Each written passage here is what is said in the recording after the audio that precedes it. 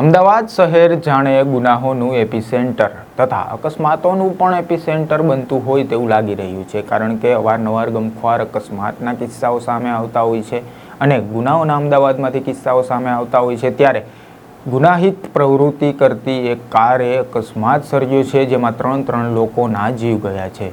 શું છે સમગ્ર ઘટના, શું છે સમગ્ર વિગતો, જોઈશું આ વિડીયોમાં। વૈષ્ણવજન તો તેને કહીએ જે પીડ પરાઈ જાનાને રે।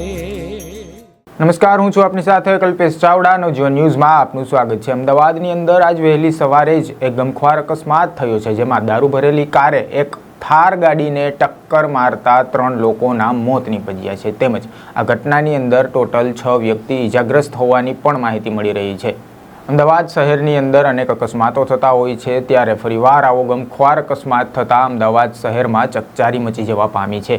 આ દારૂ ભરેલી કાર વૈષ્ણવદેવી સર્કલ તરફ જતી હતી, ત્યારે એસપી રિંગ રોડ પર થાર ગાડીએ યુ ટર્ન લેતા ધડાકાભેર અકસ્માત થયો હતો, જેમાં દારૂ ભરેલી ફોર્ચ્યુનર કારે 3 લોકોના જીવ લીધા છે, જેમાં 2 થારમાં બેઠા હતા તે વ્યક્તિઓના મોત નીપજ્યા છે અને ફોર્ચ્યુનરમાં બેઠેલા વ્યક્તિનું પણ મોત નીપજ્યું છે। ઉલ્લેખનીય છે કે તેમાં વધારે 6 લોકોના ઈજા થયા હોવાની માહિતી પણ સામે આવી રહી છે।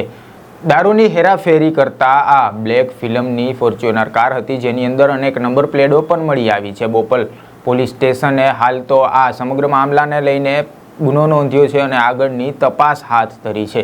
માહિતી મુજબ ઈજાગ્રસ્ત લોકોની હાલ તો સોલા હોસ્પિટલની અંદર સારવાર ચાલી રહી છે અને વિરમગામના હોવાની માહિતી હાલ તો મળી રહી છે।